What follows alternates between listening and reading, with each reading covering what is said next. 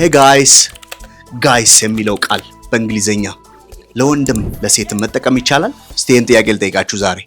እሺ guys የሚለውን ቃል like informal and casual ነው in American English ወይም ደግሞ particularly in US ማለት ነው። guys የሚለው ለሁለቱም ግሩፖች ይሆናል።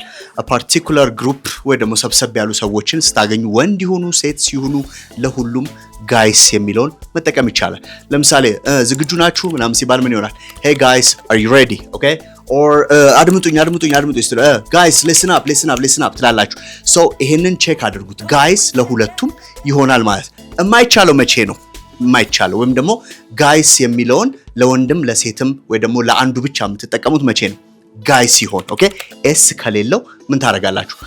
I know this guy ካላችሁኝ ይሄንን ሰው አውቀዋለሁ እያላችሁኝ ነው። ስለዚህ I know this guy is ወንድ ነው and at the same time he's a nice guy ካላችሁኝም አሪፍ ሰው ነው ጥሩ ሰው ነው ምናምን ትላላችሁ። so ይሄ ማለት guy የሚለው ብቻውን ሲሆን ለወንድ ብቻ ነው የምትጠቀሙት።